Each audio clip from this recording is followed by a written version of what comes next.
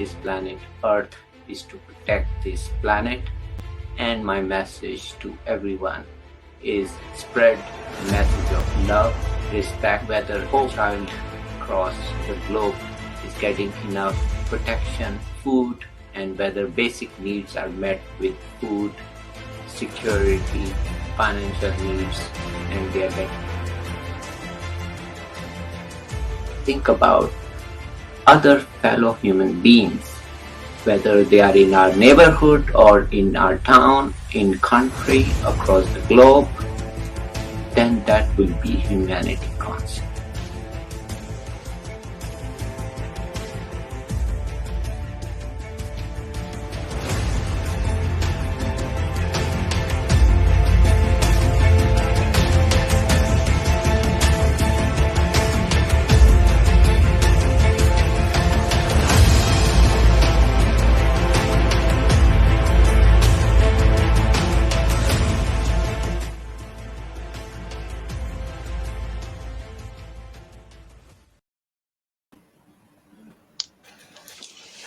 Welcome, citizens of the world. Welcome to this important seminar on humanity, honoring heroes of our time. I'm Dr. Moby, welcoming you all, and I would like to start my conversation on humanity. What is humanity?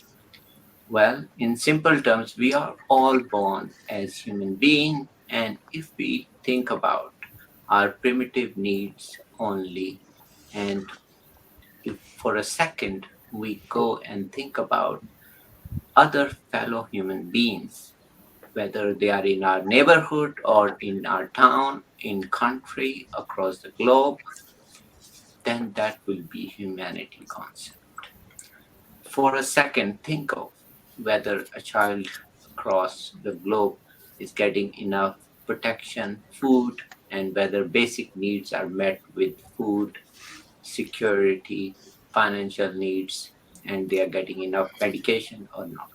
So this is an important concept. Remember, there are many things that divide us, but there is only one humanity that unites us.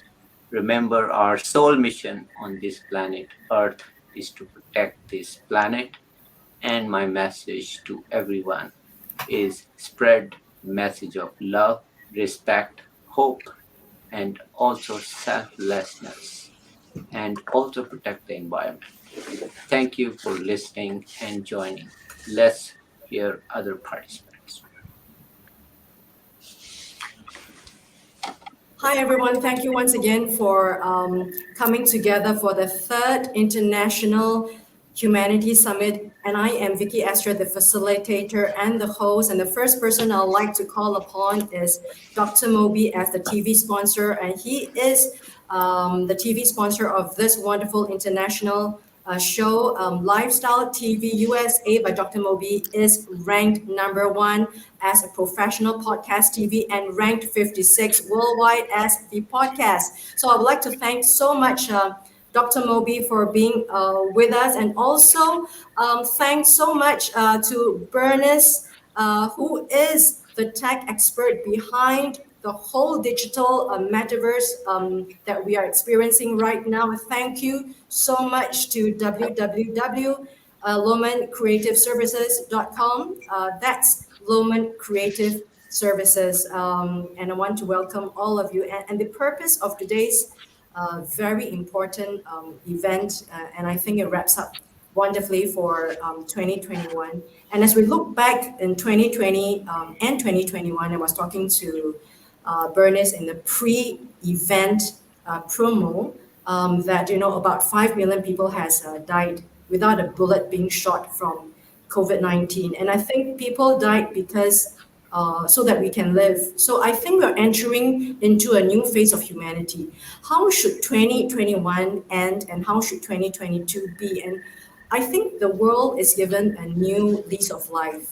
Should we revert back to the humanity before? And if we are given a chance, how should the world be? So that's the objective of today's meeting. And we have got with us 3 doctors in the house. I'd like to welcome Dr. Moby. Hello, everyone. Virginia. And then we also have Dr. Latasha Holden. And then we also from India, we've got Dr. Ashok Kumar Banwal, all the way from India. He's going to come in a little bit later. And then we'd like to also welcome and thank CJ Ives Lopez, the award winning author, to chair today's session right after Dr. Moby's speech. So, once again, I'd like to thank all of you for making this happen in Singapore. And we have entered into a new era of the metaverse. So, I'd like to thank you so much. And I'm so excited that we are empowered with the technology in our hands. And can you imagine, with the new era 2022 that's coming, I think we are showing the world the model that we do. Amongst the differences, the diversity, the divides, we can come together, have conversation, and find commonalities among us. So, without further ado, Dr. Moby, the floor is yours. As a TV sponsor, would you like to say a few words, Dr. Moby? Good morning, everyone. This is Dr. Moby with Lifestyle TV, and thank you, Vicky, and hello, citizens of the world. Thank you, honorable speakers here, and I'm so honored to meet all of you, and I'm so honored to give keynote speech to everyone around the world. It's a great honor for me. I think we have to take a pause and realize we are in end of 2021 and hopefully starting better 2022. Modern technology has given planes, robots, phones, video calls, but imagine if we didn't have humans on either end. And today, if I was talking to another robot, then would a machine feel my fellow human beings, being in Asia, Africa, or Europe, who did not eat, did not get medication, or there are parts in the world did not get vaccines because they could not afford it. It is great to have science and technology, but cannot become machine which we create. It will be a downgrade for humans. And just remember, robots and machine can get software updates, but they can never become humans. So for me, remember robots and humans, they are helpful to each other, but humans are the only one who have love for each other. I can reach out to any human being or my fellow citizen who need my help, and all we need is love, feeling, and compassion. Remember, it takes a lot of money and time to develop machines, but spend few minutes to spread the love and respect and humanity. I think more than technology, we need each other. So, my fellow citizens, spread the love. There are 7.9 billion people on this earth. Every species, plant, or animal contributing to planet Earth. Unfortunately, humans are the only one. I wish we were contributing more. We are more destroying this beautiful planet than any species. We were put on this planet to help each other and to build it back. On Earth, humans are the only species which can really do this job safely. So, ladies and gentlemen, there are many religions around the world, and backbone of every religion emphasize on humanities. So, everybody who is watching, please read the main message of each religion, and it is to believe in humanity. That is the main religion, in my opinion. Being believer of humanity, not just being born human. So my action plan is labeled Act Locally, Think Globally. Try to help one person by doing at least some good deed every day. It can be simple as checking on your neighbors, donating to local food bank, visiting hospitals, donating charities, even spreading the good message, or any action we can do. Just remember, this is for our future, for all our future generations. Above all, take care of yourselves so you can continue to do this amazing job. And thank you very much. Thank you so much, Dr. Moby. Um, I'd like to express my thanks to Dr. Moby, who has been such a great supporter and sponsor of this event. And we are running the third event today. And this is possible because of the technology, the fourth industrialization that we've entered. And not diminishing, other aspects of life, but I would think that technology will be the oxygen that will be pervasive in every part of our lives, and IoTs, Internet of Things, in every part of our lives. And I think personally, to be doing this, it comes from a place of that we should have a conversation with amongst each other and letting us each other know what's happening in your community and in your local context. And for myself, I've traveled around the world in about 25 countries. Um, I went, and as I really visit a lot of places, I feel that um, the question in my mind, I was talking to Bernice, why is there in 2020 or 2021 that we still have like houses that are broken, children who are not going to school, streets that are not manned, and also infrastructure that is broken. And I think the world has enough of resources. And if the systems of the governments are broken, I think it leaves with intelligent people like us, right, to really put our heads together and say, hey, what are the steps we can take together to move humanity forward? And I hope that 2021 will herald a new era for humanity as we emerge out of the pandemic. And I'd like to invite Ms. CJ Ives Lopez, the award-winning author, and also the chairwoman of this event. The floor is yours, CJ. Thank you, Vicky, and welcome to Humanity, everybody. Each of you is a thought leader within your field of expertise, or as my talented colleague Gabby Garland states, your zone of genius. The magic that this summit is showing the world is that humanity is more significant than one individual. Humanity is the sum of all. And collectively, we can create a space that anybody belongs and is embraced, where peace prevails. And we can reach those in locations that battle for the primitive demands and aid them. I would be remiss if I didn't mention a few names who are the catalysts that brought this summit together. Vicky Esther Chang, our digital mastermind and creator of DM Metropolis, along with It's My Life magazine, envisioned a platform where everyone can come together, and she made it happen. Thank you, Vicky, my friend. Dr. Moby, the world renowned doctor and award winning television personality, providing us his amazing platform to shine and bring this summit to the world stage. We honor you and thank you for your kindness and selfless dedication to the human spirit. Bernice Lohman brings her technical expertise to the summit by providing us with the multimedia platform and support and the full backing of her brilliant mind. Without Bernice, we could not continue with such a smooth operation. And all of our guests and viewers who have come from around the world to convene in one place.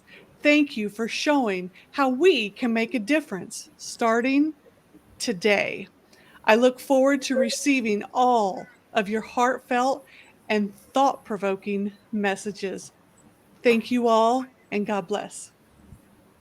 Thank you, CJ. Would you like to invite Dr. Latasha Holden for her first speech?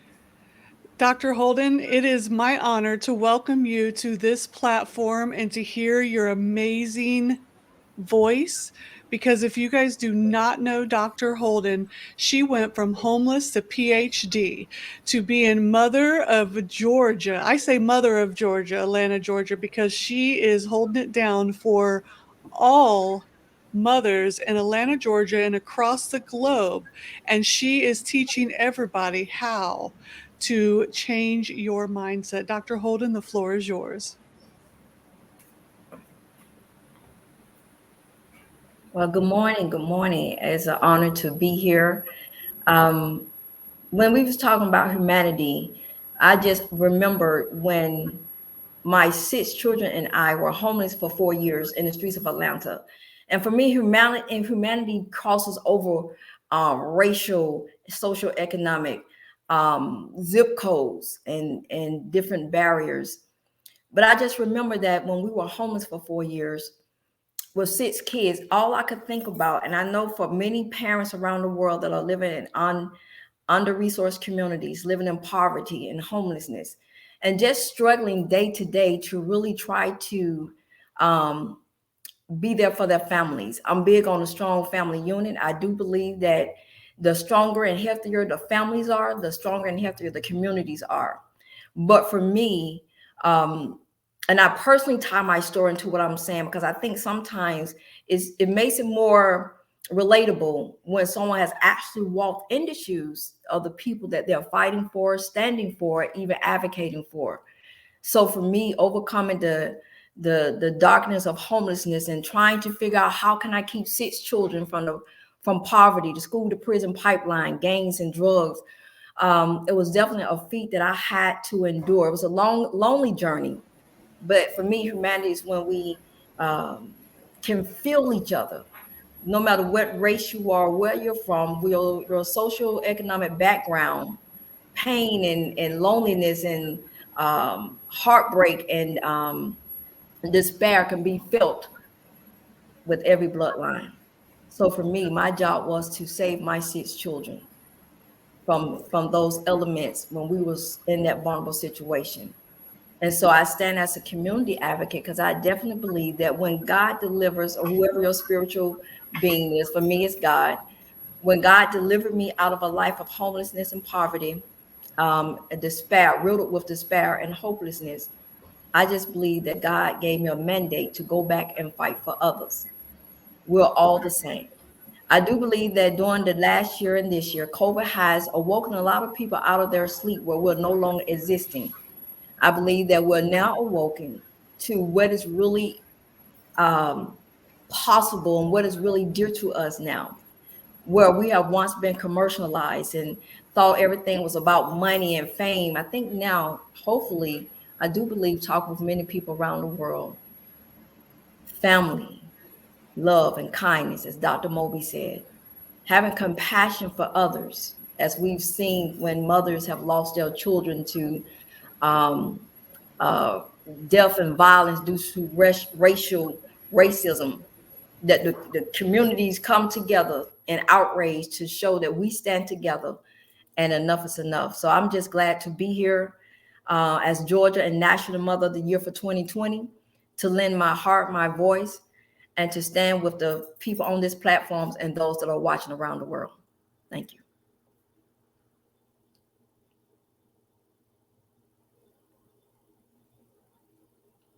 Dr. Barnwell isn't here. Would we like to welcome Vince Belito? And Georgia. So it's a real delight to know that I have another mother right around the corner from me. So thank you, everyone, for your presence. Thank you for your commitment and your love to humanity. I think I should just introduce myself about how I got into this work. My dedication to humanity is empowerment and life expansion for all people worldwide. And that began really in 1999 when I nearly died from a drug overdose. After living a life of crime, I was dealing drugs. I was using drugs heavily. And that was a pivotal turning point for me. I began to reflect on my life, how I got to where I got, what could I do to transform my life, what was the meaning of life, and what was the real purpose of being here. And I found some answers that were quite astonishing. I discovered that there was this interconnectedness between me and all human beings. It was a profound awakening. It changed my life forever. And I began to do some deep healing work. I began to look within and get answers to those questions. How did I get to be this person that I was? And soon enough, I began to remember the traumatic experiences that I had growing up. As a child, I was 10 years old, witnessing my mother getting severely abused. Her nose was broken, smashed flat on her face. She was bleeding and just bloody all over the floor. And I'm sitting there trying to help her up, and I'm just shocked and terrified and not knowing what to do. And in that moment, I made some very powerful decisions about myself, about people, about the world. And I didn't quite understand it, but in my effort to compensate for that extreme sense of inadequacy, the fear, the hurt that I was feeling, I got involved with gangs. I was getting bullied in school, and I was looking for a way out. And this began a really dark journey for me into violence and crime, as I said. And looking back on all of that with this introspective, like compassionate lens into my own soul, I began to understand how I made certain decisions, why I made certain decisions. And so I became fascinated with the inner workings of the human mind and the emotions and who we really are beyond that as a spiritual being, which I did encounter and discover within myself, which also gave me a realization of what every human being is all over the world. It was also an opportunity for me to realize that regardless of what my stepfather did to my mother or my mother, had going on in her life, that they too were as innocent and pure at their core, in spite of what I've seen. And that really empowered me to want to go out and serve humanity, to understand why other people were not aware of this beautiful essence of who we truly are. What caused us to lose this? And so I'm on a mission to make people aware of that. And I have the Inner Coaching Academy, which is my methodology and my training program to help other leaders learn how to help human beings see for themselves what controls their perception, which is the root of all of our behavior. We never behave apart from our perception. We always behave according to how we perceive any given situation, whether it's ourselves, another human being, the world, a particular event. That's what controls our behavior. But most of us do not realize how unconscious so much of our perceptive faculties really are. And through inner coaching, I give human beings the opportunity to experience an awareness of those mechanics in the mind, in the emotions, and the feelings and sensations of the body, and the various impulsive efforts that are operating behind the scenes, and an ability to transform that, to go beyond that. And most of all, people get the opportunity for self-realization, to realize who they are beyond the limits of the mind, beyond the limits of the body. So I love that all of you here are dedicated to serving people. I think it's important to make sure that all of humanity's basic needs are met. Of course, we need food and shelter and water and healthcare and all of those things. But, the new humanitarian.org said that conflict is, 80% of the problems of humanitarian issues is related to conflict. And that conflict, unless the root causes are dealt with, just continues to perpetuate. And so we've been addressing the superficial issues, the symptomatic issues, but unless we deal with the human heart and the human mind, the source of the conflict, the perceptions that human beings have that are causing so much pain and suffering, and the reason why we attack one another, why we isolate, why we might commit suicide or want to harm other human beings, then we're really just going to continue to be cutting off the tops of the weeds, but the weeds will keep growing back. So that's my mission. That's why I'm here. I'm grateful to be here with all of you. Looking forward to our further conversation here in this platform. Thank you, Vicki, as well, for the invitation. It's a blessing.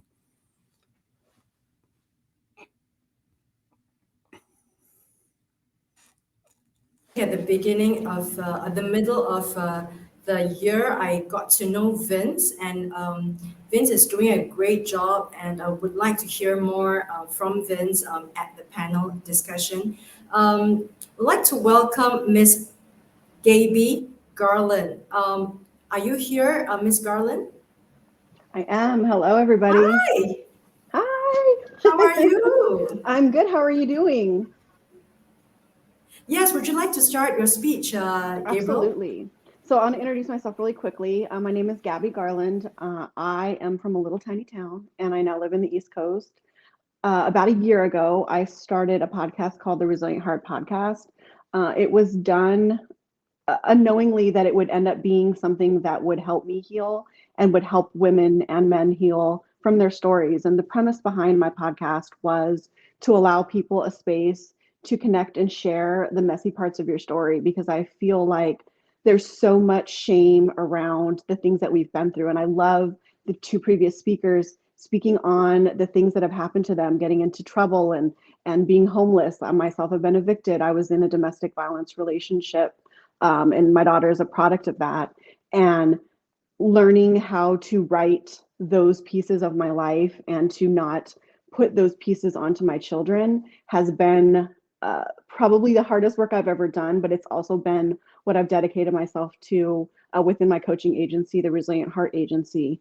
I feel like there's so much in social media. It's such a beautiful platform, such a powerful platform to be able to connect people. But I feel like people don't do it right way too often. And so when I became an authenticity coach, my goal was to teach men and women how to, number one, heal, and two, show up in a way that is wholeheartedly who you are so that you can connect with the people that you're meant to. CJ is somebody that I met in a group probably about a year, maybe a little bit longer ago. And one of those connections that turns into a beautiful friendship. And I feel like when you think about the struggles that people go through and the successes that people are looking for, those genuine, authentic connections are those bridge between where you're at and where you want to be. But it can't be spammy. It can't be inauthentic. It can't be presented in a way that doesn't just feel good. People want to be connected. We are hardwired to believe and to want to get to know others and to be loved and to feel like we belong somewhere. But like they've said in the two other speakers talking about the healing pieces that come from, we don't look and show up in the world in the way that we're meant to when we have healing to do, because we're triggered. We're taking things that we've been through, things that we've seen, things that have just imprinted on us in our lives. And when we can take a time to really look at ourselves, heal, look at those triggers, dig into those pieces, and allow ourselves the space, the safe space to connect with people that want to serve and help us. I feel like that for me, especially from a young age, like I look at my daughter, she is, like I said, the product of a domestic violence relationship. Her father was a drug dealer. He was killed when I was 25, and she's now a police officer in my home state. And so getting to see seeing me heal and seeing what my clients do in healing is, I think, the most essential piece to humanity, because humanity is the healed version of us, the one that is allowing ourselves to show up exactly how we're meant to. And when we don't do that healing, we don't get the world to see the gifts that we have, the way that we're meant to be, and the person that we are. And so that's where my work lies. I love getting to share the stories on the Resilient Heart podcast. One of the things that was very interesting, and I think it's just a testament to giving people a safe space, is getting messages from the families of the guests and saying this was the first time that they have had a weekend with them where they weren't crying about the things that they had been through, that they had a space, they got to talk about it, they got to release it, and they got to just get that piece off of their chest. And giving others a safe space to be able to heal and to grow, I just think is so essential for humanity. So you are so passionate in your work, Ms. Garland. Love to hear from you even after the event. And let's welcome Mary. She's there. Hi, Mary. Welcome to Singapore. Yes, I'm so glad to be here amongst you all. Thank you, Vicky, for the invitation. My name is Mary Kane. I am the founder of Global Radiance, which was founded on the belief that we exist to be a light in this world. As many of you know, we live in a dark and decaying world. I am a woman of faith, and I do believe that the light that we have within us is able to distinguish the darkness that exists inside of this world. I remember as a young girl, my mom sharing with me the story of the starfish. For those of you who don't know the story, it's about an older man who's walking along the seashore and he sees a young child. And this young child is picking up a starfish because a storm had just came. And so there are thousands and thousands of starfish on this beach. And so as the man is walking, he sees this young boy who's picking up the starfish, and he stops and says, Listen, don't you see these thousands of starfish on the shore? How do you think it's possible that you can make a difference? You're one person and you're doing it alone. Well, the little boy picks up the starfish. He looks at the man, he throws it in the water, and he says, well, didn't I make a difference to that one? So when I think about humanity, I think about the starfish story. I think about the millions of people that are in this world that exist, and they need the help of one person. But humanity is not just one person. It's all of us. It's all of us coming together to alleviate the sufferings and to help the needs, clothing those who need clothes, feeding the hungry, giving those who need drink, something to drink, providing shelter for those who need a place to live across the world globally. I love what Dr. Moby said, that when we can do something right here in our community, we'll be able to do it collectively in our community, but have the mindset of what's happening around the world as well. I'm so grateful because one of my favorite scriptures is Philippians 2:3. And it says to do nothing out of selfish ambition or vain conceit, but in humility that we should value others above ourselves and not look to our own interest, but to the interest of others. That's what it is when we exist in humanity. That's what it is. We become the Mother Teresa's, the Mahatma Gandhis. We become those who are able to alleviate the pressures and alleviate the sufferings that exist inside of our world. I'm also grateful because it helps us to become a better people ourselves. So I hope that I'm able to share more with you. Thank you, Vicki, for allowing me to come and be a part of this event. Yeah, wonderful work, and you have a lot of work doing for promoting faith. Also, let's have not the final speaker. Let's have Karen Alston. Miss Karen, are you there, Karen? And also, while we wait for Karen, CJ, is there something you would like to add as the chairwoman of this session? Yes, just a few words. I am astonished and amazed at all the wonderful words that we are receiving from so many amazing people today. When I listen to the words, I am in awe because so many people have taken their mess and turned it to their message. And when I say mess, it's not in a derogatory nature. What it is the things that were meant to take you down have lifted you up. They have taken you to a height that you were always meant to be. You just needed to find your way there. And I want to commend you for knowing that you could get there, for not giving up on yourself, and for taking all of the things that you learned along your journey and you're giving back. You are servants leaders, and I am blessed to be in your presence, and I am just honored to be here. Thank you, Vicki.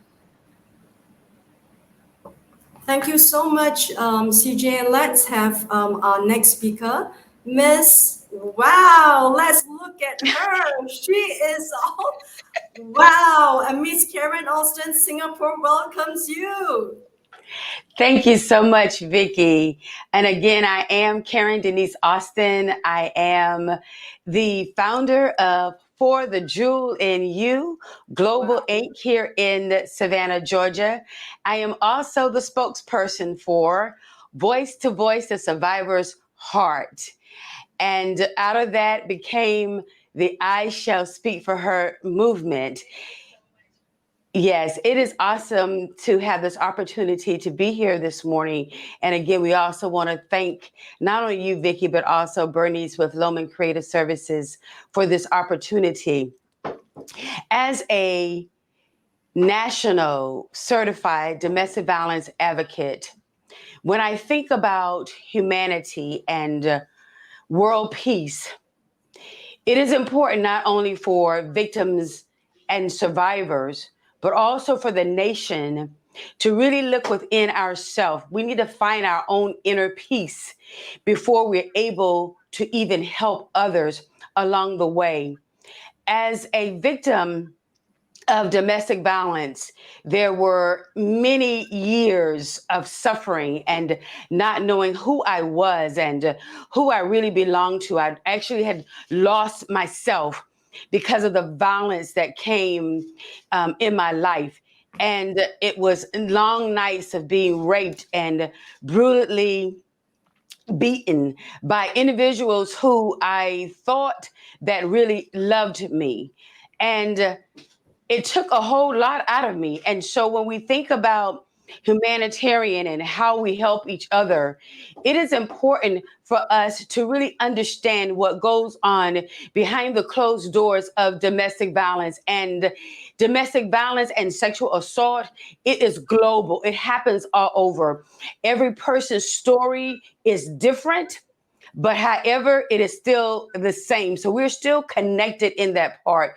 And with For the Jewel in You, it is our goal and our mission to provide the resources to our community so that they understand what really happens behind the closed doors, so that when individuals come forth and they want to seek help, that we do not ridicule them, that we do not judge them, but that we have compassion and we show empathy for them in order to allow them to freely speak and get set free, healed, and delivered from this demonic spirit that I know as domestic violence and sexual assault. Because really, it's a heart issue.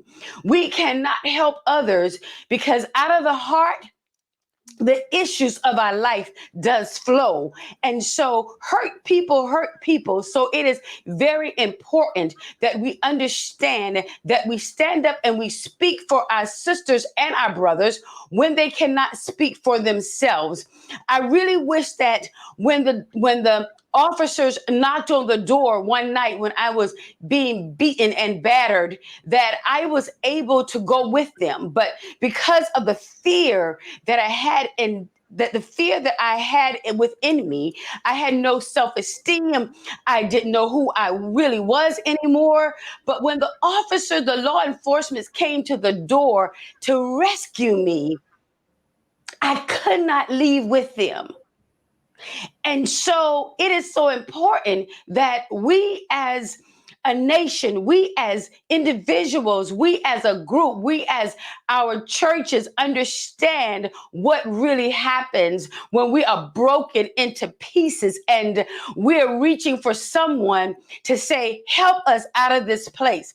But what I found out, blessed be to God, was that even in my darkness, there was a light that was shining. Even though I was in a dark place, God showed up in that light and let me know that he was right there to cover me and to carry me and to take me out of this. And so that's why I come forth and I say no more to domestic violence or sexual assault. I let my voice reign so that we can break the silence and really understand how to help individuals get out of the pit that they're in. It is so equally important for us to understand that when I can't speak for myself, or when my sister or my brother cannot come out and say, I need help, I will speak for her because it's without judgment and without ridicule. When she just needs someone to pray for her, I will whisper that prayer, and then when she gets to that point where she says, I just want to be free, I'm sick and tired of being tired, that I will be there, that we should be there to reach our hands out and help that person come forth to the light and really redo themselves.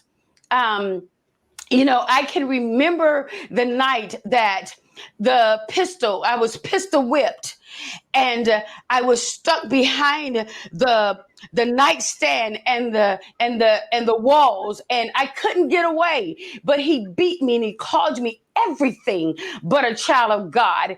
And no one, this particular night, no one called the police. No one wanted to get involved. No one wanted to say this had to be stopped because we figured that what happens behind the closed doors, it has to stay behind the closed door. And for me, I rise up and I shall speak for her and I says, no more should you have to be battered and abused. No more should you have to be ashamed of the stigma that the world puts on us because we've been through this thing. So we rise up above the residue of domestic violence. We come out not smelling like smoke because there is beauty for our ashes, and we say no more to domestic violence or sexual assault. Again, thank you for this opportunity. Thank you so much. I would love to interject now and give every speaker a big round of applause. Everyone. Thank you for sharing. Oh my God. Thank you from the bottom of my heart. In this part of the world, a lot of abuse, physical or mental, emotional, is swept under the carpet because you are told to just shut up and just endure. Thank you for opening up our eyes, Ms. Karen Alston. Let's have the final speaker before we go quickly into the panel discussion. Let's have Professor Siew Min Ko of the National University of Singapore. She is a 30-year educator, a veteran in the education sector. Professor. Thank you, Vicky, and thank you everyone for this golden opportunity. Being an educator for the past many, many years, I think the natural local influence I can make is actually amongst my students. As I listen to all the story, I'm so inspired because, Dr. Moby says, we got to act locally, but think globally, As I listened to all the past speakers, I really felt so warm that the little thing I do in the university, that where I come into contact with very young minds, they are 18, 19, 20, 21. They sometimes do not know how to show their love because, in Singapore, we are very good with knowledge acquisition, especially on academic. So much so that they lack the time to build this love for one another. So I bring it upon myself, besides educating them in terms of acquiring knowledge. I told them, you need to have information about what is happening to the world, what you can do for your loved ones, starting from your family. If the student sitting next to you, your classmates, show some sign of need for help, like what Karen just said, do something about it. Stand up for humanity. Where did all the education go to? And I teach them, besides the academic acquisition of knowledge, told them to have confidence. I think if you have education, you will have confidence, and you can form small groups locally, literally locally, all right, amongst a group of classmates in the tutorial class, just talking about how they are coping with their work. And out you will come, how they have to struggle, some of them, for day to day, how to pay the school fees to the university, things like how to cope with the physical tiredness as well as the demand on the brain. Sometimes, with COVID, it makes it even worse. People start having fear of not being able to cope with financial, cope with what is changing in the world, cope with this virus that is attacking us. Oh boy, it really pains my heart because, these are young minds and they're going to be the great contributors in no time. I think in this most formative year, I just felt that they are so impressionable. I extend my love to them. I tell them they can call me beyond the lessons, beyond the lectures. I tell them they can talk to me about the fear. And very often I felt that they needed some mental help. It is really the inability to control the inside fear of the unknown, especially now. In Singapore, most of us would be able to cope with perhaps basic, because our government, give out very good financial help. They just need to have the courage to talk about it. The the love, all right? If they love themselves, like what most of you share, yes. If you love yourself, you stand up for yourself, you know how to love the people around you, your family, and that's how it goes from ourselves to our family, to our classmate, to the community that we work in. And so much so that, with technology, I felt so comfortable. I participate in forums like this. I join Zoom. And through our church, I want to spread God's peace. If I can show them I can be a channel of God's peace in humanity, I think the people, the young minds around me will also do likewise. It really starts from a small starfish, and then two, and then three, and then more. And that's how it multiplies. I think we are doing exactly right what everybody is talking about over here. And so I just pray that you will continue to inspire me, and I will continue to inspire the students in my class. And thank you for this time of sharing. Thank you, everybody. Thank you so much, Professor Cole. I'd like to have a 5-minute breakout, 5-minute panel discussion on, within your communities, because we all come from different places, different localities. Is there something that is lacking that you think that the government could not do, that you think in your context, more people should come together to promote your cause? Could you make a shout out, anyone? Yes, this is Karen. One of the things that is so necessary is for groups to come together, organizations to come together and really sit around the table and become more transparent about what is actually needed in the community.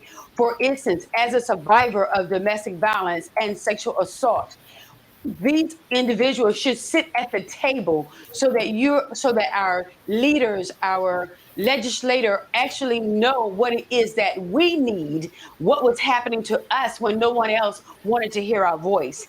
And now we need to be able to speak so that the necessary and the right resources, because a lot of victims are not going to go inside the safe shelter, but what other resources are available to them? And for us to remember that when individuals come, it is about what that individual person needs. So I say this in short, that organizations sitting around the table with our legislators and our mayors to really understand what it is that the survivors absolutely need in order to help others.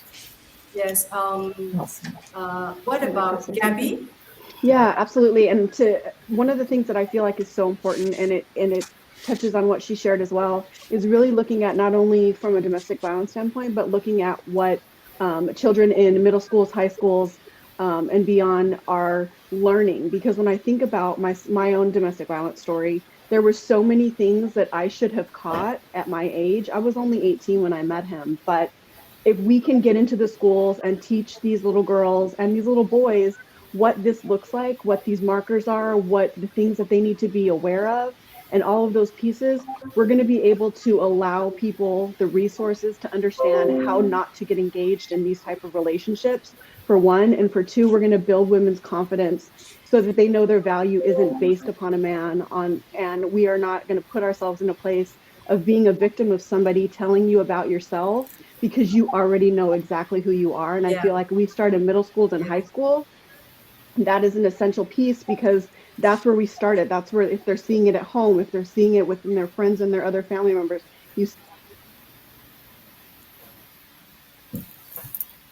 Okay, Ms. sorry. Garland, I think we're losing you here. Can anyone hear me? Everyone hear me? Hello? Yes. Yes. Hi. I think Gabriel and also Karen has spoken about violence, domestic violence, and I'd like to bring that to the context of Singapore. And this has happened.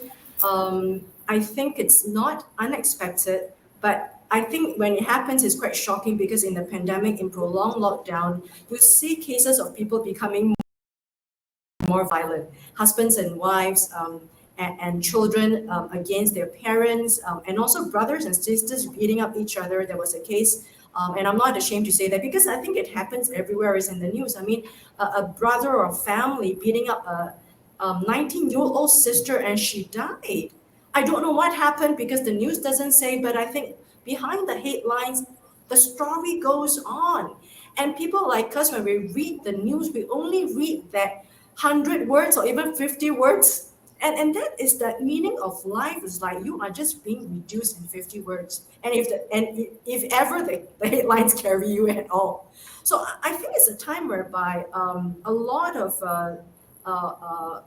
like what Karen has said, we bring to ourselves like, okay, maybe I'm the one who made the mistake. I checked myself too much. I shouldn't have spoken. I should have done this.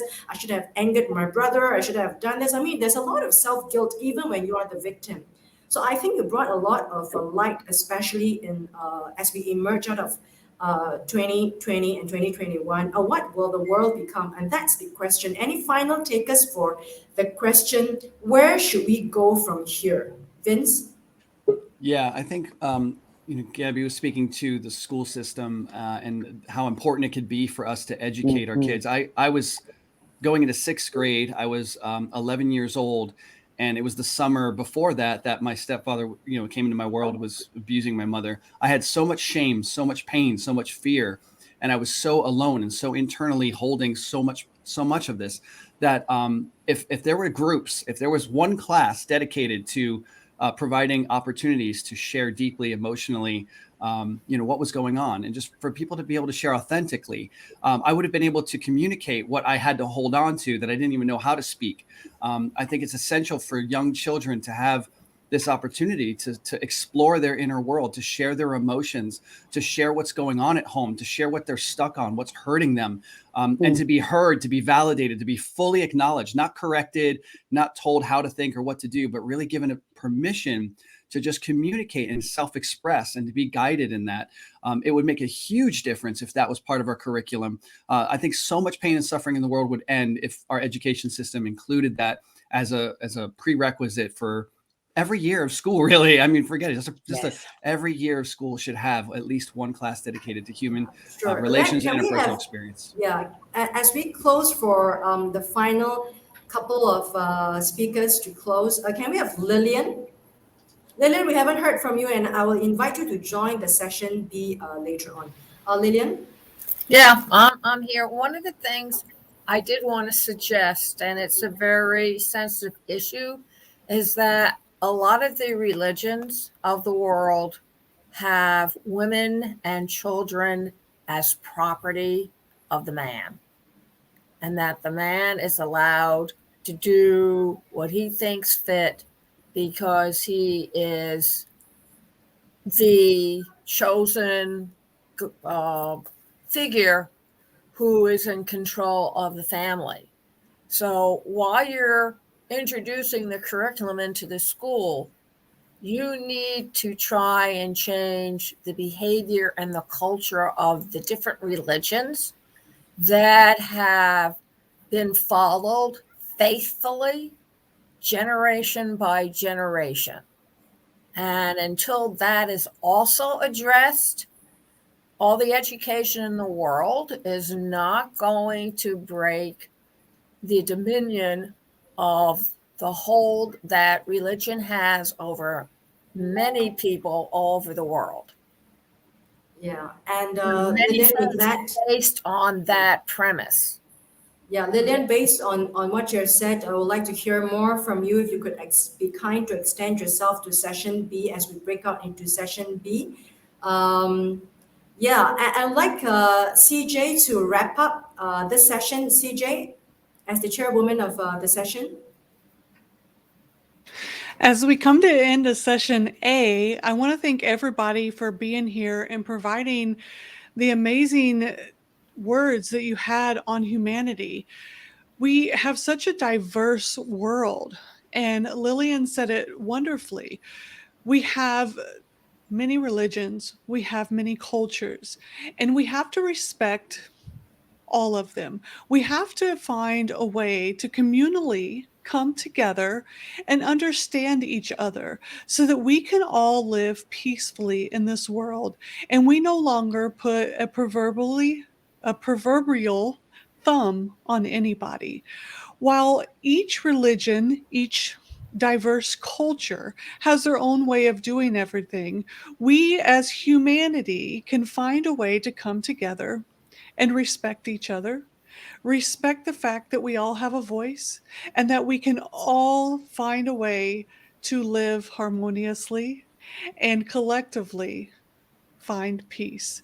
Thank each and every one of you for being here for this session. I know there will be another session that will continue, Yes. and I am so blessed that each of you are here for this morning session. Stick around for session B. There is another group of phenomenal speakers that will be here, and a few that will be continuing on to session B. Thank you so much. I am blessed and honored to have been here. Thank you, and that's right. Let's give ourselves a round of applause. And I'd like to invite you to stay on to session B as viewers in Facebook, and you can comment. And definitely, we will have tomorrow also Heroes of Our Times Veterans exclusive at the same time tomorrow. And that's a shout out to tomorrow's event.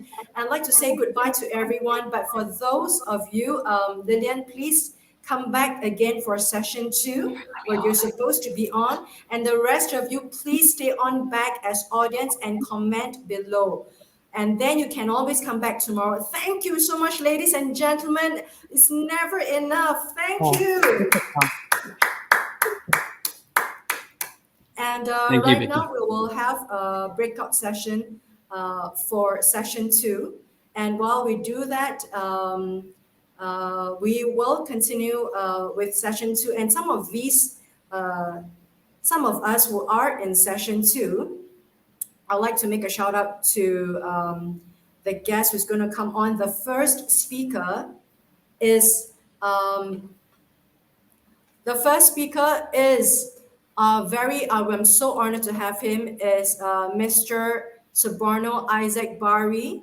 I'm not sure if he's back here already. We'll have about 5 minutes for everyone to take a break right now. This is a commercial call right now. So as everyone fall behind stage, this is what I'm going to do. While we are still live, I'm just going to make a shout out to the following speakers. The first speaker being Mr. Suborno Isaac Bari, and he's going to come on very, very quickly. The first speaker. And then we also have Miss Elizabeth Johnson, and we also have Colette Galea and Tia Acker-Moore. And then we have Lillian Cadwell. She's going to join us again. And we also have Richard Lowe, formerly from UK and now Singapore resident. He's got lots of stories. We'd love to hear from Richard. And we also have Mr. Ben Ibrahim. So if some of the speakers are late, it is expected, because just want to tell everyone, it is the 27th of November, 2021, now at 11:06 p.m. in Singapore. We are almost midnight here, 11:06 p.m. And I just want to thank you from the bottom of my heart for everyone to be joining us on this particular evening from Singapore, Malaysia, India, and various parts of America. And of course, we've got 3 speakers. We've got myself and also Richard and Professor Sumin Ko from National University of Singapore, who is here. And here we are live, everyone. Now let's give ourselves a round of applause for entering in the era of the metaverse, everyone.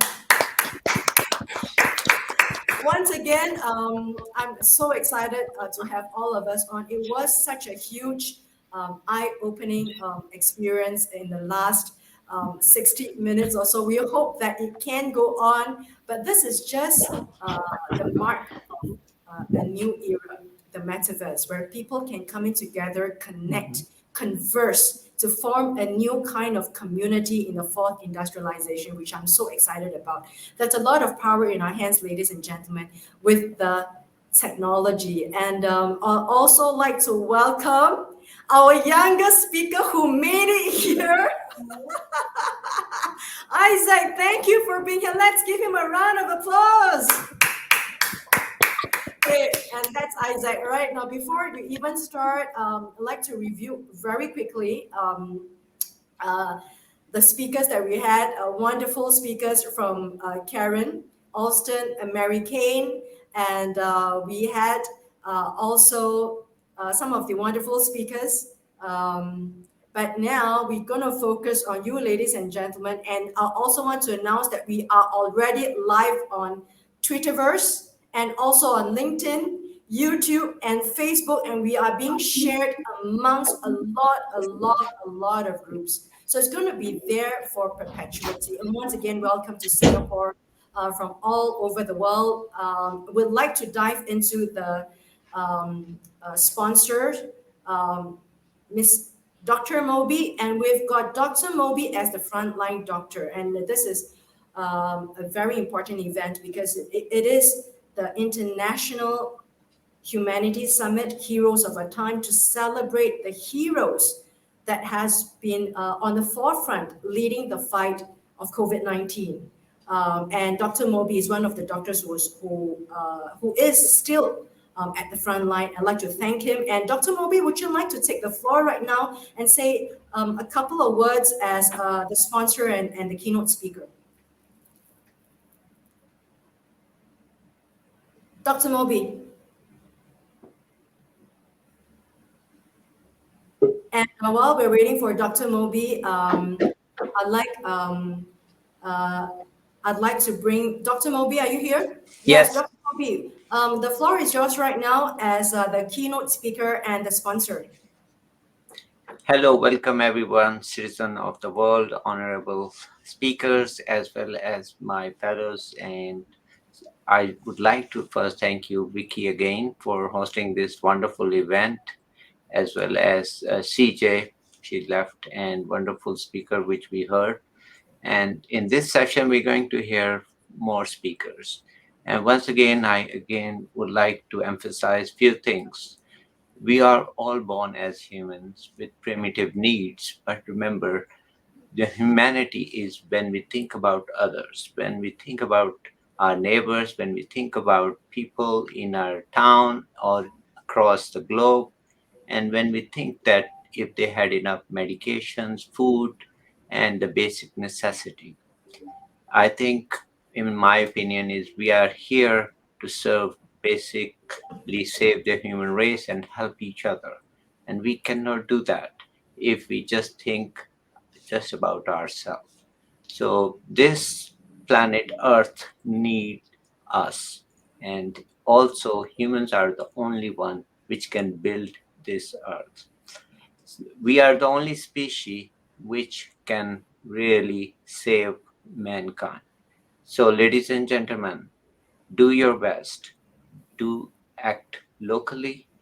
Do small deeds. All of these count. Remember, even a small thing, just checking on your neighbor or helping someone, even spreading our good message across the globe helps. So, just don't think that doing a small thing will not help. Mankind needs really a lot of work. We are 7.9 billion people on this planet, and we really need to help each other. So I leave with this final thought: to save our future generation, we really need to gear up. So spread the love, respect each other, and let's start the session. Thank you. Thank you, Dr. Moby. I think Dr. Moby has summed up. Let us all gear up and do better jobs, as we're given a new lease of life in as we emerge from 2021, the pandemic. And let's have the first speaker, and he's going to be a very important person. And I think I particularly invited the youngest professor on the planet Earth, Professor Subarno Isaac Bari. He's got over 20 million views. And I really consumed all his videos within a weekend. I said, I've got to get him. And I really pursued him to be on this panel because we're going to talk about the future where he grows up.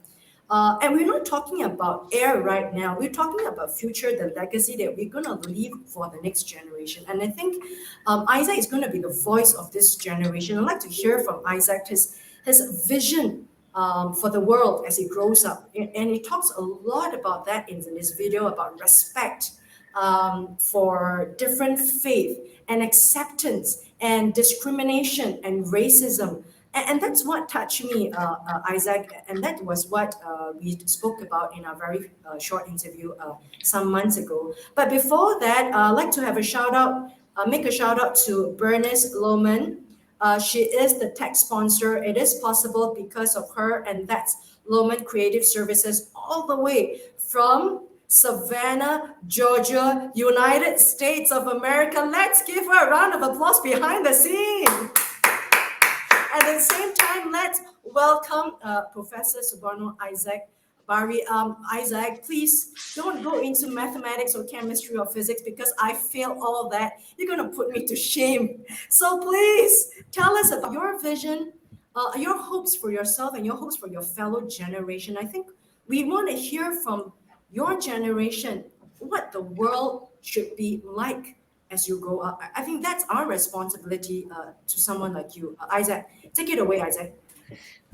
I was first so inspired by what Dr. Moby said. Oh, geez, sorry.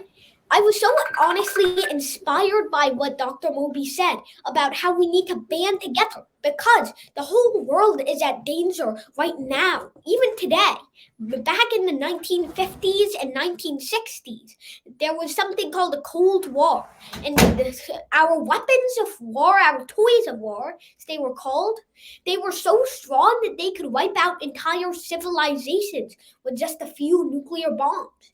And now that fear is looming over us more than ever, along with our other crises like climate change and the COVID-19 pandemic.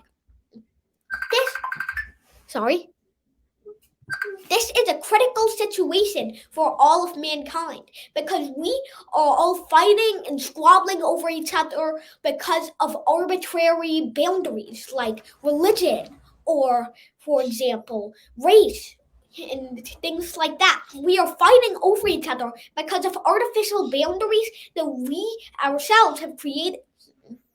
And I think, and my philosophy is that once we all recognize each other as humans, not Muslims, Bangladeshis, Singaporeans, that may be true, but that doesn't matter.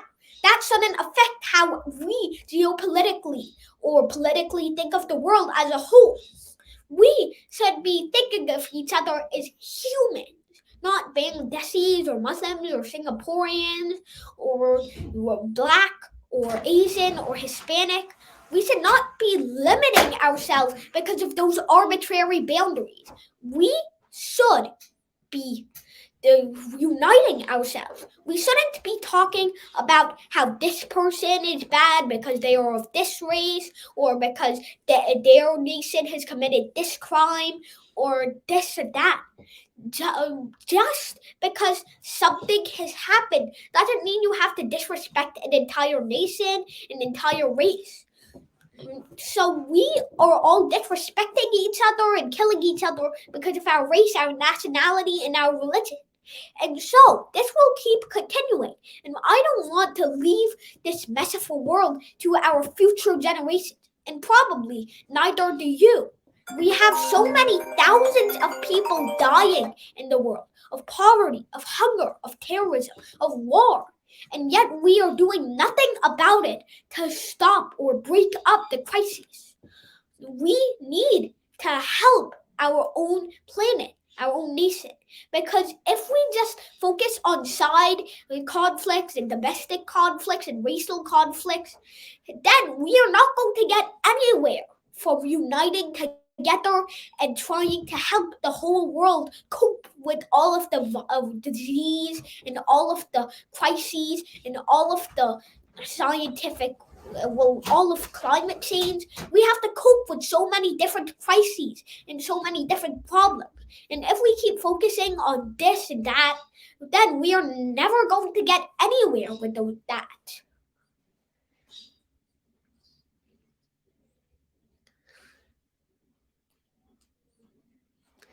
live viewers everywhere, and it is really rare to have like 200 viewers, and people are coming up and they're commenting on Isaac's speech, and also through Dr. Moby's television, and Mary is there. Wow. Just to let everyone know, Isaac received a letter from President Barack Obama himself, congratulating him as the youngest professor.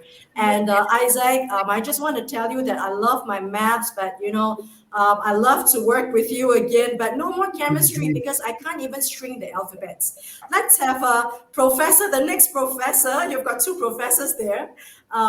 Let's have Professor Koh from National University of Singapore. Would you like to say a few words for someone like Isaac, your colleague from another place in the same planet? Yeah, thank you, Vicky. After listening to Professor Isaac, I really can only say I'm an associate and assistant professor. I was just, speechless. I wish the daily students that I interact with speak with such conviction, such love, generosity, when they are in class with me. But unfortunately, because most of my students are really quite preoccupied with excelling in only one aspect of their life, which is to do well in the studies, get a good job, earn a lot of money, and they only have one KPI, which is who becomes the richest is the most successful. I wish I can bring you, Professor Isaac, to my university so that they can listen to you firsthand and you'll be so impressed. So the view that I have of students that I meet, they perhaps lack confidence. They don't have enough love for themselves. And whenever they receive instructions, like how to cope with their study online, the COVID virus evolving and mutating, they become very gripped by fear, a lot of mental disequilibrium, and they don't know where to turn to. They don't know how to love. And sometimes when I go to them or offer them my contact number and they come to talk to you one by one, I realize they are just so human. But on the facade, they think they are not good enough. Yeah. So, I just want to perpetuate this belief that I am a channel of God's peace and I want to act really locally, galvanize a lot of like-mindedness people like all of you here in the local context. And in this day and age whereby technology is so prevalent, it's such a shame not to make use of it. We can start small. It's just like the virus that has gone so exponential in terms of growth. I think if we can do this globally, locally, and multiply it globally, I think we are moving nearer and nearer towards the objective, Yes. the common objective of everybody in this room, Yeah, and I want to shout out to Professor Isaac. You make me feel, I should change my title, all right? Thank you very much. Thank you very much. Thank you so much, Professor Koh, and thank you, Isaac. I think Professor Koh has actually encapsulated the spirit. I mean, let this conversation be replicated, the model that what we do. That's my objective also, to show that we can converse and we have a common language, and that language is humanity. And it's always about putting food on the table to make it easy. To putting food on the table, paying your bills, making sure your children grow up to be good contributing citizens of the world. Thank you, Isaac. And I think Isaac has actually framed the argument that we are actually trying to leave a legacy behind the world for him. Stay on for the panel discussion, everyone. Let's have Elizabeth Johnson. Elizabeth Johnson, and then we have Colette. Elizabeth, hi, how are you? Welcome to Singapore. Thank you. Thank you for having me, Vicky. I would like to thank CJ for also inviting me to this wonderful platform internationally, and thank you so much. My name is Elizabeth Johnson. I was born in Brooklyn, New York, and I now live in Palm Bay, Florida. I am the marketing director for Playtime Multimedia and Publishing Company based out of Atlanta, Georgia. Finding myself jobless and wondering about supporting my family because of the pandemic, I was forced to recreate myself and lean on the gifts that were placed within me. My love for children and education combined itself to co-author the book, Just Like My Dad, with already established author Tyrell Player. With the advancements of Just Like My Dad, the Spanish version of the book, and the workbook, increasing literacy through Playtime Multimedia and Publishing, will make a difference for my family, my community, and the world we live in. People will learn to reach out for help, accept the help from elders, and learn to work together to accomplish goals and make the world a better place to live in. Change starts in the heart and expands outward. We must communicate, inform, and change in the community. We must reach that person that is lost and bring them back into the fold of our society. We must let the children know that they serve a purpose and they are special to us. Differences will exist, but differences does not have to mean hate. If we communicate those differences in a positive manner, we will become more informed society and we can make the world a better place. The point of this summit should not be to create a one-time event, but rather to start the dialogue to creating a global change. Just like my dad is a starting point for kids and parents, but the lesson is that we as an adults can make the positive change through effective communication and save lives in the process. It takes a minute to encourage someone.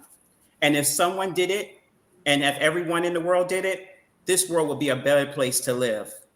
Don't allow this to be a performance, but a platform that we can use to move forward. Everyone has the potential to bring a positive change to the world, and that time is now. So I would like to thank Vicki, I would like to thank CJ and Dr. Moby for this time. Let's spread the word and make this world a better place. God bless.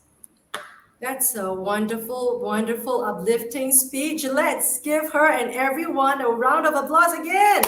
Thank you, Elizabeth. Wow. Now that's an award-winning speech right there, and there's so much truth. I think let this be a platform to continue. And let's have Colette.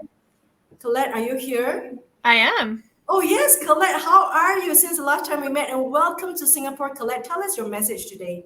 Yeah, thank you. I'm Colette Gallagher, and I'm over here in San Diego, California, in the USA. So I'm so excited to be here with the rest of the world talking about this really important topic of the humanitarian crisis and what we as an individual in our own homes and our own neighborhoods can do to help each other, and then spread that to the community and the world.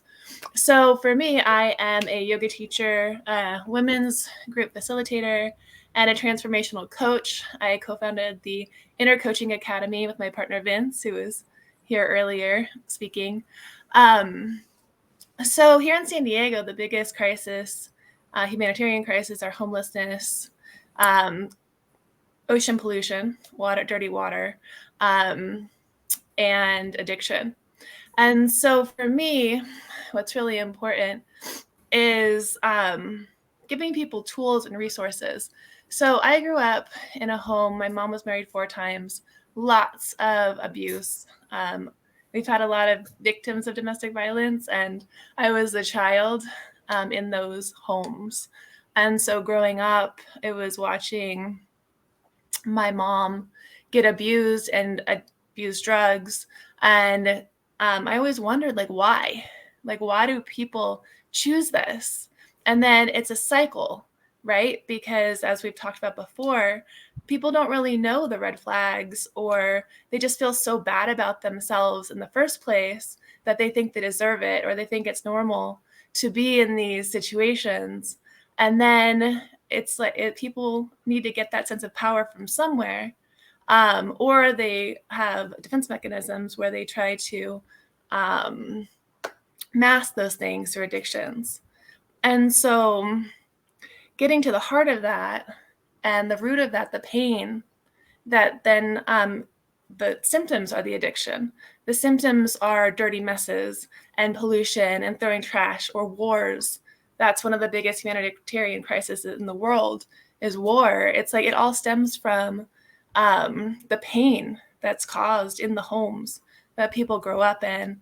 And so having these open discussions like this, where we can come together and talk about solutions, getting into schools, people mentioned before, and just checking on your neighbors or even at work, letting people open up and giving them tools, because it's like 1 in 3 women, I think, are abused sexually or physically. And so it's just so rampant. We need to start at home with our neighbors. And so really excited to be here today. Thank you so much for giving me this opportunity.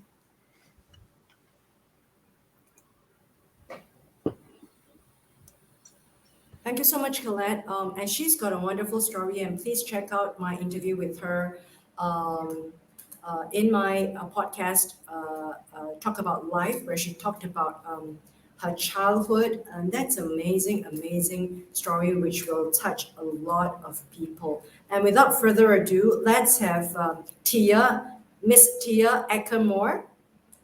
Hi, how are you? Welcome to Singapore. Hi, how are Message you? for the world. Yes, thank you so much for having me. Thank you to Bernice Lohman also for the extended invitation. I am Tia Ackermore. I'm the CEO of the Resilient Magazine. I know we have a lot of resilient individuals here and globally.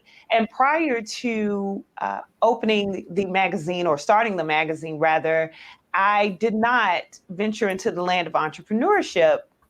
I actually have a background in healthcare. And so this platform was very near and dear to me, in that with that background in healthcare, I also had a background in DEI, which is diversity, equity, and inclusion. And so being in the aspect of humanitarianism, I thought it was befitting that we talk about access. And hearing Professor Isaac speak so eloquently for his age, it was very overwhelming, because I know that he has access, and I want the access that he has to be spread upon globally. There are certain countries that do not have access to the very basic things that we need for survival. So with my platform, all three, the healthcare background, the Resilient Magazine, as well as the DEI standpoint and framework, I intend to globally impact through humanity those who need access. Having access and having support to getting those things that we do not have access to is very essential. For example, we take for granted meaningless things. And when I say meaningless things, what may seem of as no consequence to one may be a big deal to others. We just celebrated Thanksgiving here in the United States, and I'm sure globally. But today and tomorrow, someone may feel like, I don't want leftovers, where you may have a third world country where Thanksgiving is essentially obsolete. Just having a meal, a prepared meal, is a fortune. So I intend to use what I know and what I have experienced as far as bringing humanity to the entire globe through access. I want individuals to have access, fair access, equitable access. I want individuals to be included despite their socioeconomic status, despite their race, barriers, countries, any of those things. I want people to have the choice to decide if they would like to be in the know or not in the know. I want everyone to have a level playing field. And that's what we talk about when we focus on equity. And equity says that individuals have the same level playing field. They have the same head starts and everything. And what I expound on in the Resilient Magazine monthly is that women who would normally not be recognized for what they are contributing to the world I highlight that. And they don't have to be celebrities. They don't have to be the people who you're going to constantly read about regardless. But these are women who are in their homes, who are making things happen every day from the seat of their chairs, from their brain capacity, and they're providing that knowledge and that access to everyone abroad. So I thank you for having me on this platform this morning. I'm very interested in being a part of the conversation and seeing what I can do from my seat to help everyone globally. Thank you. Thank you so much, Tia. I mean, we must get connected right after this, Tia. Thank you. And without further ado, I also like to invite Dr. Moby. What's your thoughts on what our speakers have spoken, especially with our special speaker, Isaac? Thank you for having me. I'm so honored to see him, meet him, and listen to him.